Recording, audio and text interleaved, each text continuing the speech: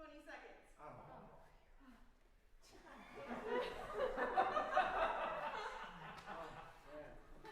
That was a journey. Man, so many emotions in one second. 7, 6. Oh, you stopped me. Oh. He's just like the thing we were to start second. Are you joking with us, or are you? No. He's gonna start the counting. Okay, he's gonna start. Like, whoo. Cool. A build up and then a let down. It's like the 8, concert. 7, 6, 5, 4, 3, 2, 1. Hi, everybody. Sorry we're late. Welcome to Palaver Strings and our first concert of our 7th performance season. We're here in these times. We're really here. It's been a joy to be together for the first time in 6 months as an ensemble. We're here at the Shalin Liu Performance Center, which is run by the amazing Rockport Music. Thank you so much to Josue and to Tony, to Scott, and the whole team here for hosting us. We're really excited to be here, even though it's virtually. We're kind of imagining you all sitting here in this amazing hall with us, and we'll be thinking of you as we play. This is our Ready or Not album preview, so it's kind of a inside look into what's to come next year. We just finished an amazing recording week. And what else do I have to say?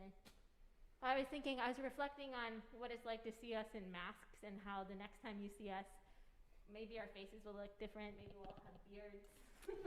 I don't know. Like all of us? Yeah. Okay. And we're really excited to be here. Thank you for supporting the arts, and thank you for supporting Palaver and registering and doing all the hassle to get here to your screens tonight. Here we go.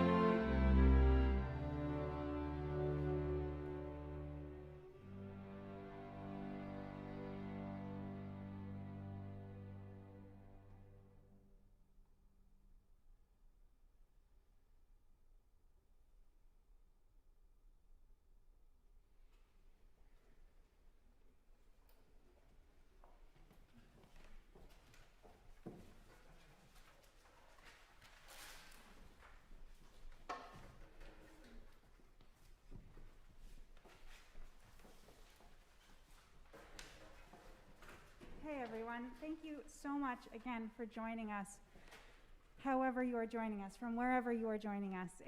It's wonderful to be playing for people again as a group, together with other people, even though we have to imagine our audience far away. So what you just heard was a piece written by Maddalena Casulana. It's called Morir non può il mio cuore. It's a madrigal that she wrote around 1566, and is from a set of madrigals that she published in 1568, making this the first known, one of the first known pieces to be published by a woman.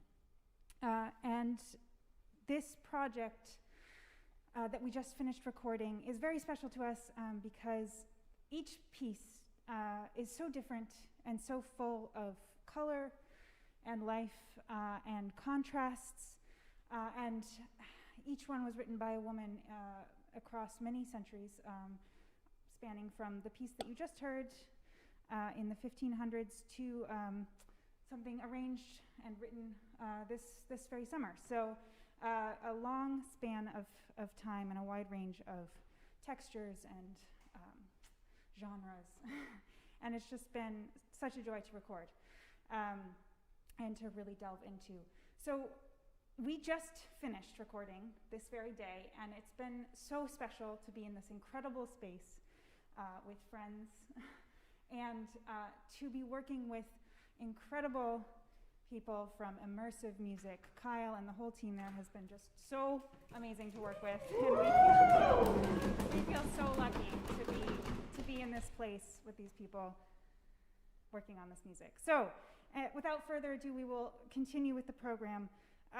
The next piece we will play, or the next thing we will play for you, is a set of fiddle tunes that I've been working on this summer with amazing fiddle player and tune writer Liz Knowles, who has just been such an amazing inspiration and help delving into this style and into this sort of project. The first tune is a waltz called Treehouse that I wrote in a treehouse, go figure. And the second tune that we will move into is a Jig for John #2 by Liz Knowles. And then the third is called 4th Street. It's a bit rowdy. I lived above a bar on 4th Street at the time, so it's a bit rowdy. And it was so fun to collaborate with Liz on that one. Really, really cool to get somebody else's take and play around with it. So I hope you enjoy.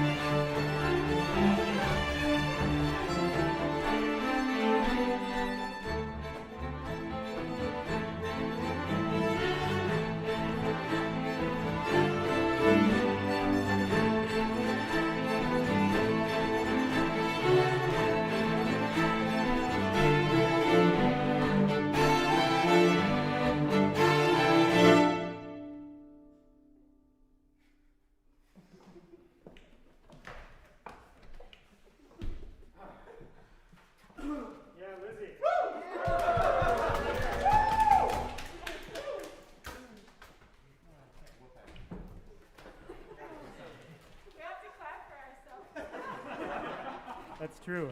That's one of the problems with not having a live audience.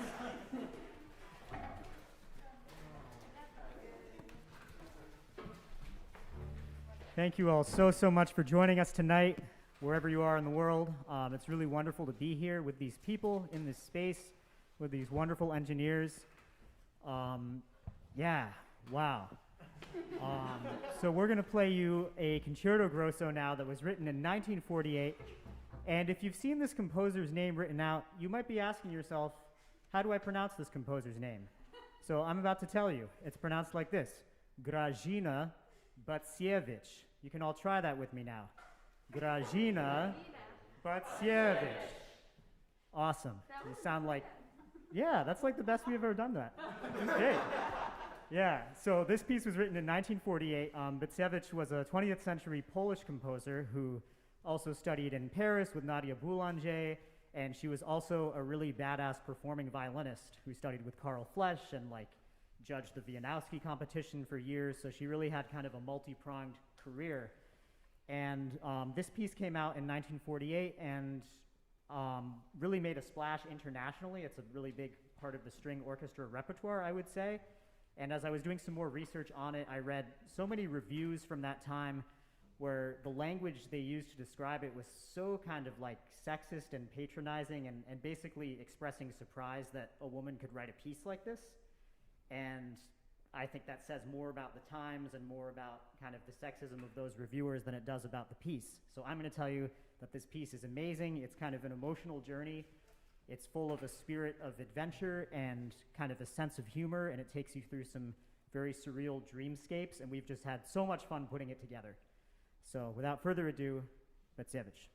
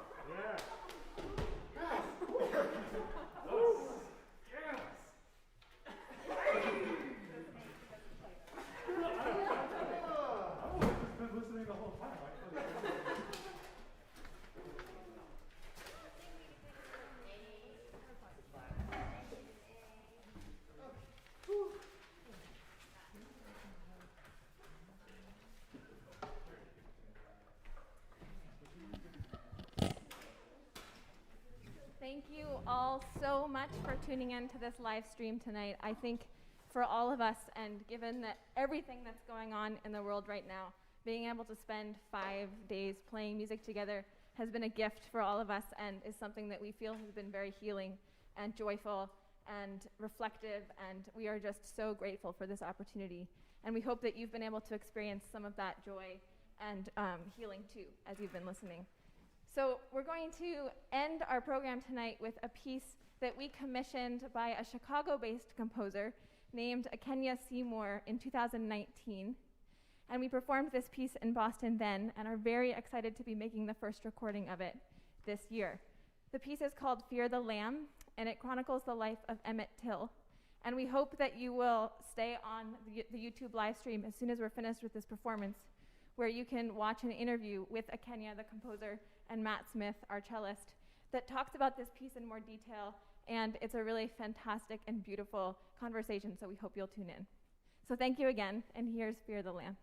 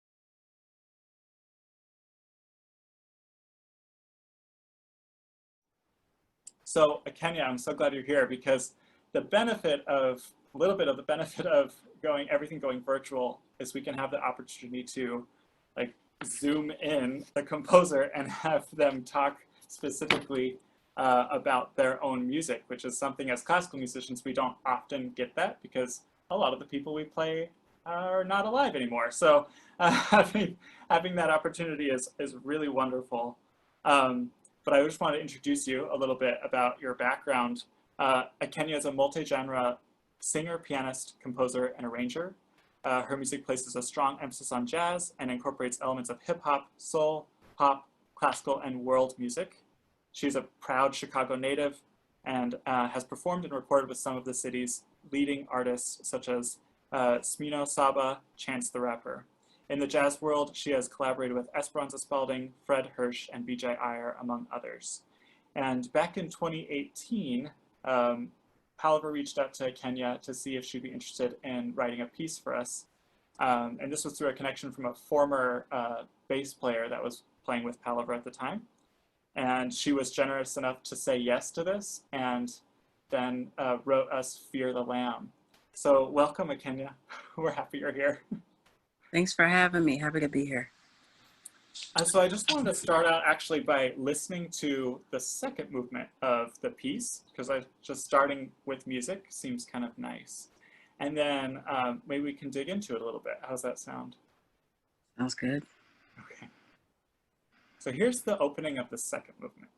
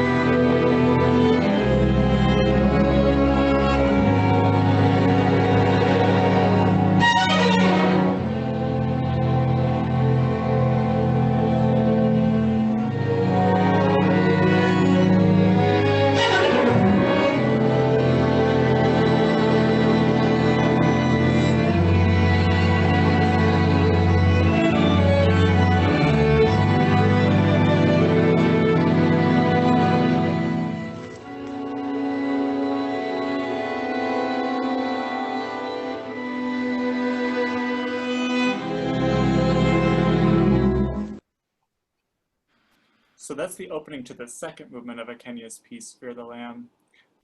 So Kenya, you're welcome to share anything about it, but my first question to you is, could you share us a little bit about the inspiration behind writing this piece? Yeah, of course. Well, I think I included this in the original program notes from when it was premiered, what inspired me to do this. I was really struggling with coming up with a concept of what the piece was going to be about. And, I just kind of kept praying for some kind of sign of what I should, devote my energy to. I didn't know it was going to be a concept piece, and I certainly didn't know it was going to end up being a tribute to anyone's life, let alone someone as influential as Emmett Till. But I was just randomly scrolling on Twitter one night, and I came across this tidbit of information that, Emmett had polio when he was younger, and it left him with a stutter, a bit of a speech impediment. And his mother had taught him how to whistle to kind of relax himself and free his voice and relax his throat as a tool to help him with communication. And, it's the infamous alleged wolf whistle that got him murdered. Mm-hmm. Obviously, he was murdered because he was Black. Right. But that's supposed to be the impetus of what enraged his killers. So, and I found that bit of information to be really, the murder enough was always this devastating thing, but finding that out was particularly devastating because of the intersection of what it means to not only be, you know, Black and disenfranchised and the oppressive the oppressive maze that one has to navigate, but then to be disabled and to have a disability that maybe wasn't so visible. You know, it only, from what I understand, just left him with that speech impediment. But how that wasn't considered. And so already, you know, his humanity was certainly not honored. But then there's this piece of how also people who are not able-bodied or people who have disabilities, you know, oftentimes can be attacked or ostracized, and there's not even an understanding of what they're navigating or what they're dealing with. You know, you hear stories of cops, you know, killing people or, you know, attacking people who might be in the middle of a psychotic break or like may have special needs. And, you know, that's not being taken into account, particularly because not only is there a disregard and a disrespect for disabled people, but certainly when you're a disabled Black person as well. Right. So that just really, and me being someone who's Black, but also has dealt with chronic illness my whole life, it really struck a chord with me. So I knew in that moment after reading that bit of information and doing some more research around it, that I would write the piece about Emmett, and that I had to incorporate that piece about that whistle in there, which you hear later in the piece. Right. So you mentioned that using that whistle, what Akenya is talking about is she instructs the musicians in the second movement to actually whistle. And she instructs us in the music to kind of create this airy breathiness in that whistle, indicative of what Emmett might have been, was probably trying to do to relax his own mouth and jaw muscles so that he could speak. And that bit about basically acknowledging and recognizing disability as a factor in this is something I never even thought about. You know, the story of Emmett Till is, for me, is learning about the atrocities of racism in the United States. And it's also not just, it is about race, of course, it's also about prejudice against disabled people. And so thank you for sharing that. I was wondering at some of the other elements and sounds in the piece that you're portraying throughout the different movements. We can start with the whistling and go in right into the second movement. But you also talk, I love that this piece is not just about Emmett's death. Of course, that's the most well-known thing about his life, but you also incorporate where he's from. Right. And so you're from Chicago, and he was Yes. also from Chicago. So Yeah. I'm curious a little bit about how you incorporated the different sounds in the first movement to indicate the feel of Chicago.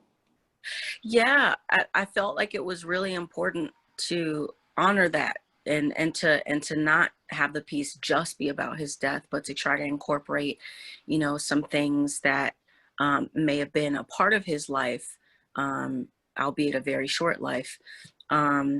You know, so having that kind of thump and bass line, you know, with a little bit of that swing, you know, trying to intimate some jazz elements, some jump swing or blues elements that were probably really prevalent of the time and things that he was probably hearing. And obviously that music has a huge connection and connotation to Chicago. And so it was also kind of my way, I think, as a composer, finding that common ground between me and Emmett. You know, obviously his story is a global, you know, historical story of tragedy, and everyone is familiar with that. But being from Chicago, it holds a certain kind of resonance. And my mother was actually born, I think, the year he died, or the year he was murdered, maybe even around the same time. So, you know, it really it hits close to home for me in some ways, and I wanted to try to portray some of that familiarity for me as a person, and what it kind of means to be from Chicago in a way, sonically. Let's hear a little bit of that first movement. I'm gonna just, I have a little bit of clips pulled up that demonstrate kind of that sound and the jazz influence that you're talking about. The beginning does start with a foreshadowing of course, what's gonna come. So just recognizing the first initial music that we hear isn't necessarily, and correct me if I'm wrong, Kenya, but isn't necessarily sounds of Chicago, you know? No. Right. So just letting everyone know when the first music they hear is a foreshadowing of what's to come.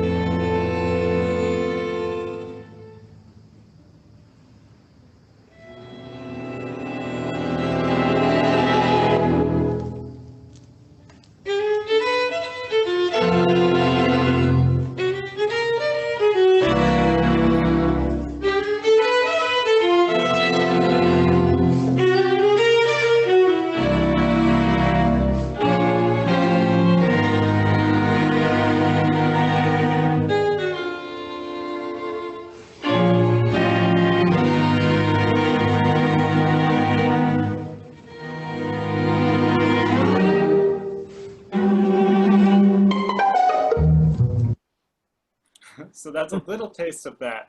And I actually I have the full recording here. I wanted to play a little bit more in another section. Of course, Kenya, if you have anything you want to comment about in that music that you hear, feel free. No, keep going. Okay. But when you talked about like the thump and bass and right, we were getting right to that point, so I was like, no. you want to keep going? Yeah, let's go. Let's hear a little bit of that. So let me find. I have to pull it up. I think it's. No, just gonna jump ahead here. Let's start there.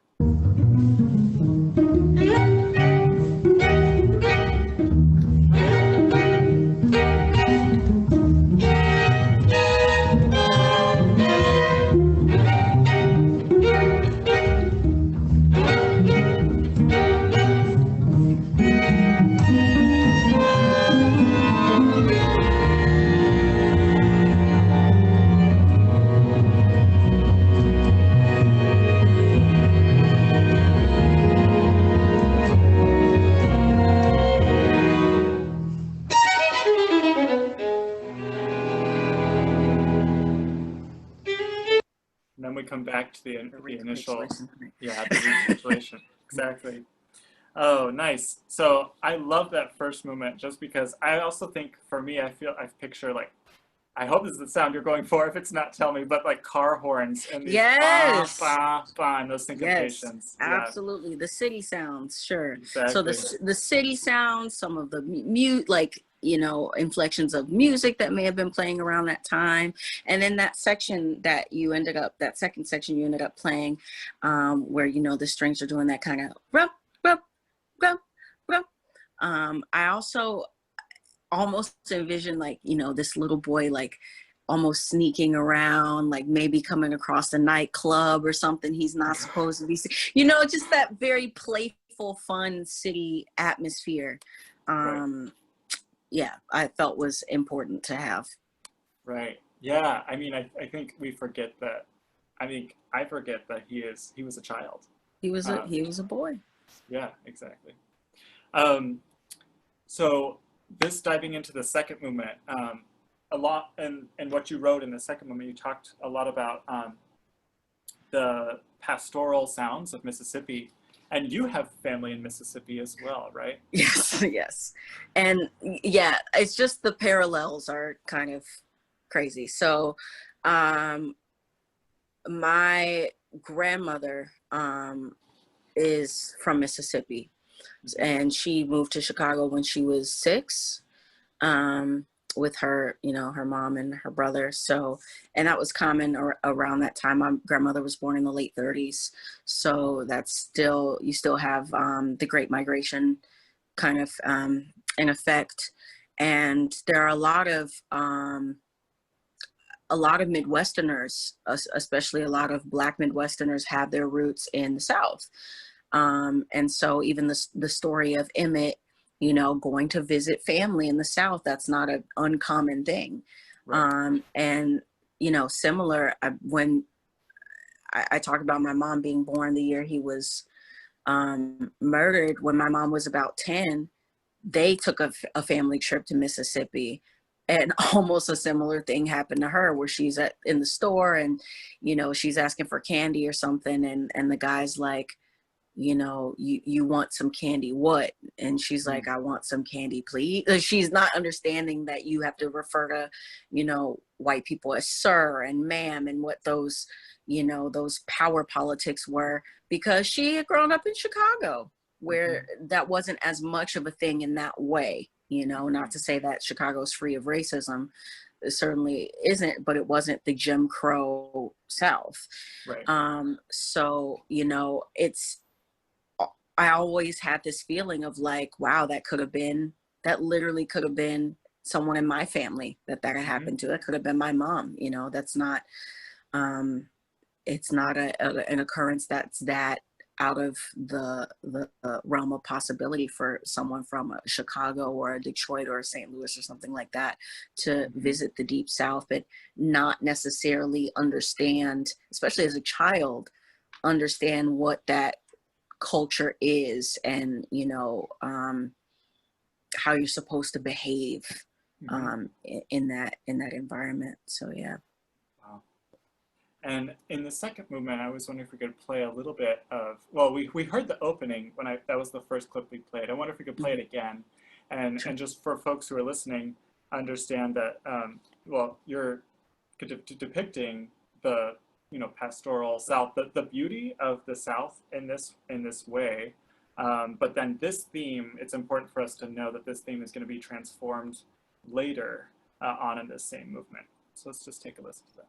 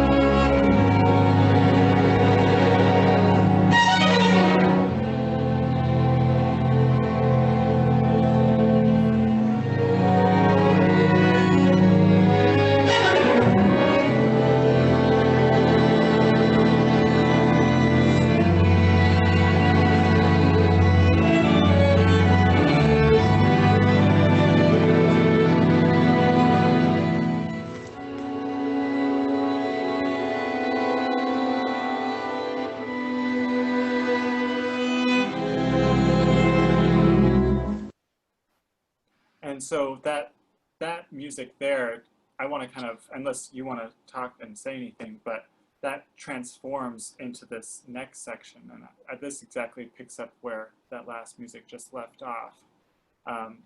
If we want to listen to a little bit of that, this is where, in this section, and the second section later on in the piece, Kenya, could you talk a little bit about what you're portraying here? Yeah, so, you know, there's kind of a theme that continues. It starts very lush and beautiful, and you feel that beauty like slowly become more demented and harrowing. But there are remnants of the theme that maintain or that are streamlined. And so I'm making a few, I guess I'm making a few comments at the same time. One is, you know, how the South or America, you know, it can be so aesthetically beautiful.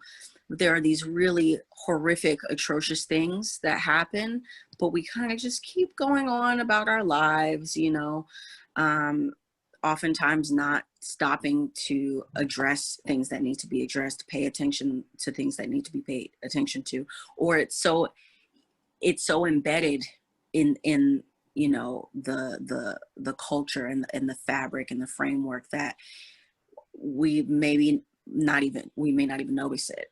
Right. So I'm making a commentary in that way, and also talking about Emmett and his life, his soul, his body, his self, his personhood is, you know, they attempt to not just murder him, but literally destroy him. I mean, he is physically irrecognizable when they're finished. But I'm also, in not completely destroying the theme, trying to speak about the resilience of his soul, and that the essence of who he is, they could not destroy. Yeah, there's kind of, it's kind of a musical double entendre there. Let's listen to a little bit of that, and I might stop just to point out a little bit, identify exactly what's the part that's staying the same, what represents that, the beauty of the South, and what's becoming distorted. But I think it's fairly obvious. I think people listening will hear it. Sure.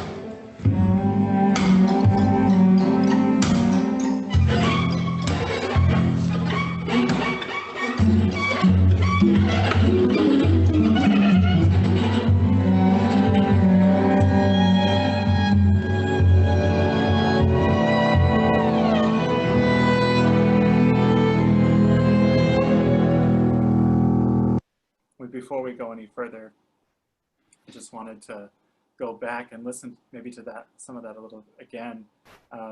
You do use some of these extended techniques in the string. A lot of extended techniques there, yeah. So for those listening who may not know, extended techniques are when we basically use our instruments that are unconventional in the ways that we've been taught. So in this specific example, some of us are bowing behind the bridge. And so that bridge is the piece of wood that's holding the strings up. So taking the bow and putting it behind the bridge. And of course, the tension on the strings is much greater back there. So as if you draw the bow across the strings, you're going to get this kind of high squeaky noises that you're hearing there, which is representative of the mangling that's being done to Emmett at the time of his death. and murder. And also, you might hear this rhythm kind of represented in the cello part, which Kenya mentions that it's representative of his stutter that he has. So, using those musical tools to kind of represent programmatically, like what's going on here. Did you want to say anything else about it? I feel like you're, hitting the nail on the head with all those extended techniques, and exactly that's exactly right of what I'm actually trying to portray there.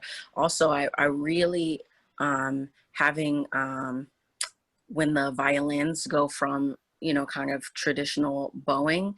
Oh, actually, no, they're doing pizzicato of the main melody, and then they take their bows, and I believe that technique is arco colegno, where they're kind of like slapping the pitches out.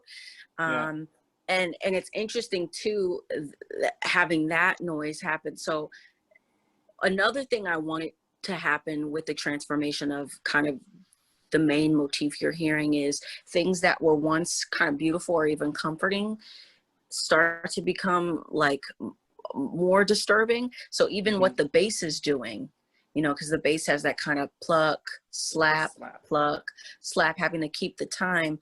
But when I've got, the cellos ricocheting and kind of bowing behind the bridge, and then the violins are like tapping the notes out with their bow, and then the bass is also continuing to do that pluck, slap thing. It's like because of the context, it kind of takes on a different resonance, and it becomes the themes that were once pleasing to listen to are becoming more and more difficult to listen to. I mean, even for me as the composer, when those sections as they unfold, it's still uncomfortable for me to listen to it, which is really the point.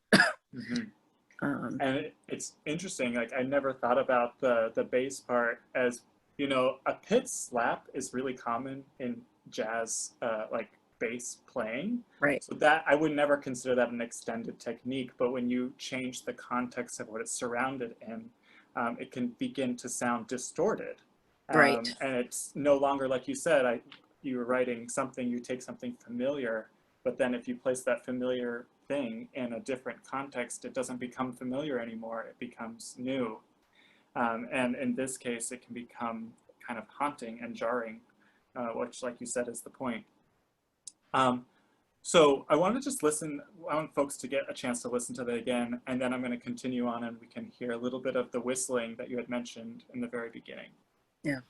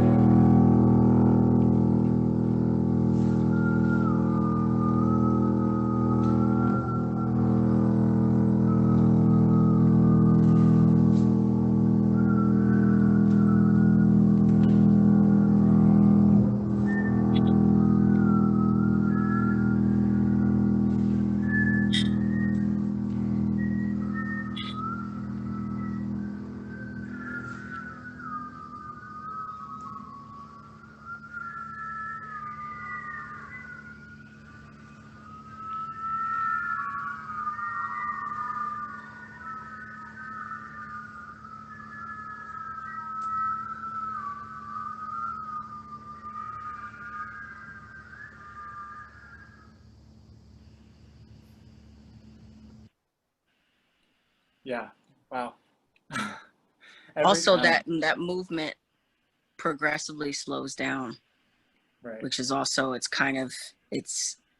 Emmett dying, and it was really significant for me to kind of have kind of the last musical element you hear of that movement before it's just the whistling is just it's like a drone. It's just that kind of last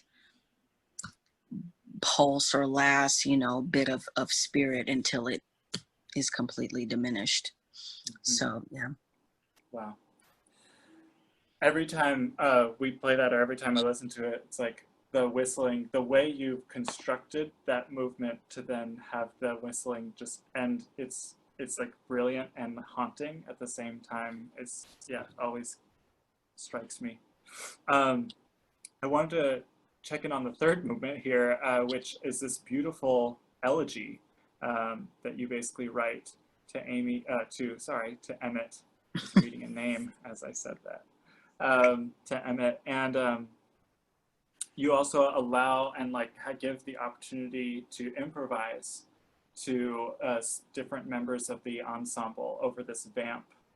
And I wanted anything you want to talk about in this third movement before I play a little clip of it.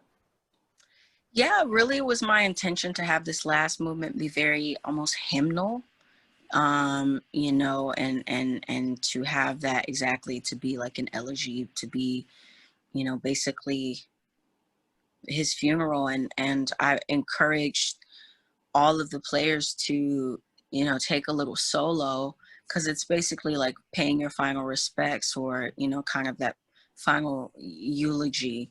And I think also gives the players a moment in real time to play how they feel about the piece itself, about, this death, about, the larger injustice this speaks to, and that was really important, because I think in, contexts that are maybe more traditionally classical, there's maybe not as much room for that personalization from the player. And it's like, I wanted you all to understand that the piece wouldn't exist without you, and we're kind of in that last movement co-collaborating. Like I've relinquished some of my reins as a composer to give you all the free rein to play whatever you want, within this framework, which is, if you can't tell by listening to how I talk, I'm obviously a jazz musician. And so that's such a huge part of jazz, is like, you have the skeleton of this form. What are you adding to it? How are you kind of composing with the composer? So that the piece can always transform. And it's also speaking, I think, to the fact that, this story, this murder, this event in American history, there's so much we can still say about it, Right. because it's still relevant, but also because that something that critical in actually not just American history, but human history, something that tragic and devastating and powerful of an illumination into the potentials of what humans can do.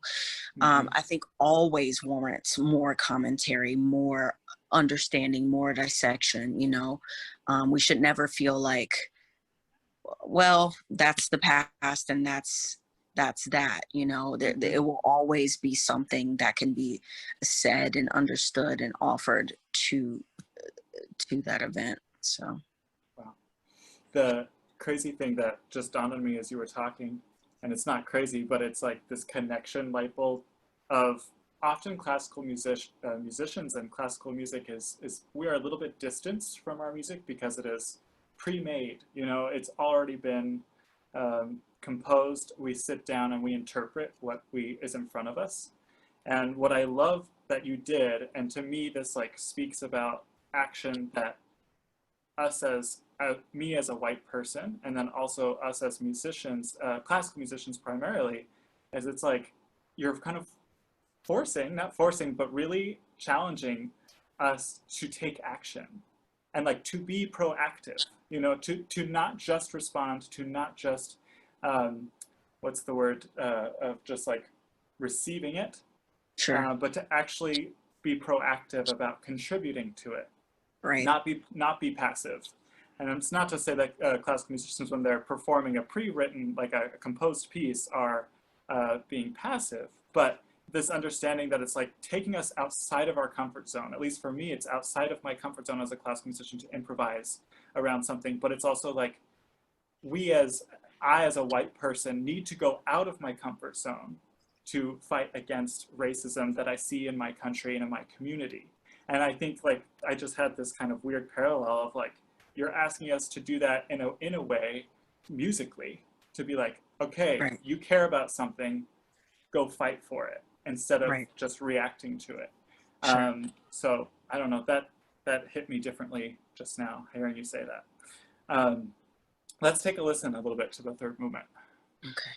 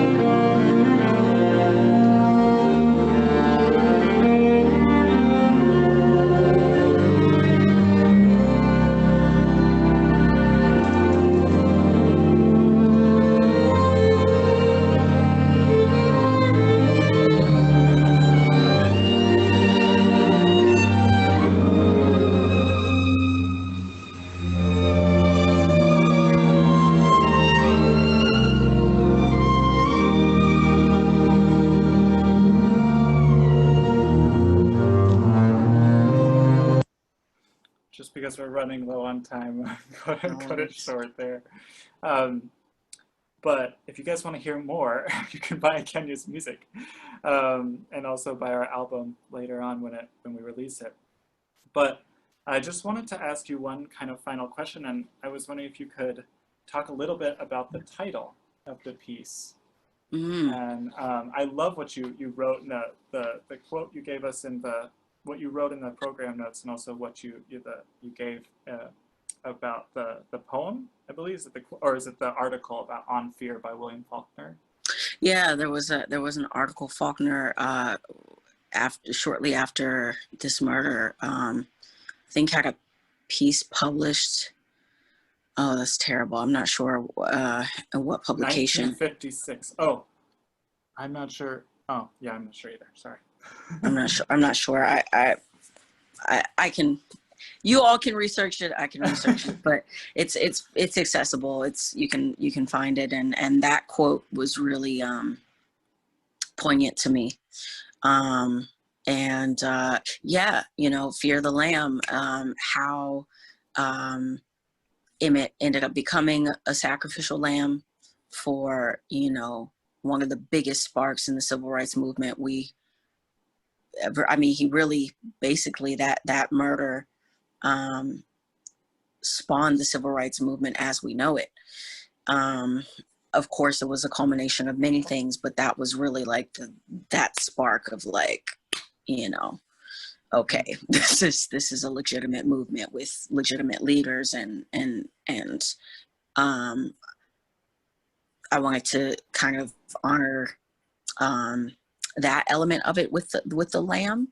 There's also, you know, a lot of kind of holiness and pureness associated with the lamb, and he himself was an innocent lamb. He was a child. Right. And so in talking about fearing the lamb, you know, how absurd it is for these two grown white men to have this extreme fear, you know, of this child because of the color of his skin, you know, and how that really speaks to, once again, just how distorted the human psyche can be under, you know, certain conditioning, such as extreme volatile racism. So yeah, those are the two main ones. Actually, I have the program notes in front of me here. Yeah. And you talk about like that he just being a black boy is feared. Like there is, that because of racism, people, just because of his body that he is in. But then you Right. but his death, like you said, spawned this movement, which then in a way should be feared or at least revered, is what you wrote. Right, exactly. And how Black people's presence elicits that fear, but like it's our power and our resilience has the potential to be something that I think that fear shifting from fear to reverence is an important piece there as well. And also that final understanding of like, you know, you can destroy his body, you can try to destroy our bodies, you can try to destroy us, our language, our history, our culture, and yet still we persist. And I think that can be viewed as frightening because of how powerful that is. But I think it should be something that is honored in reverence instead. Well, thank you so much for writing this piece, and thank you so much for coming on and talking to us and talking to me about all the ins and outs of this music. And I can't wait to step back into rehearsal on Saturday and then step into the recording studio to try to do this piece justice. So thank you so much. Yeah. Thanks for asking me to write it. Thanks for playing it and then wanting to record it. I mean, I'm just so honored and humbled. This was my first foray into writing for a large string ensemble. So it's been really rewarding, and I'm very excited for you all in your album release. Thank you. Well, have a great night, and I hope to talk to you soon. Yeah, you too. Bye. Bye.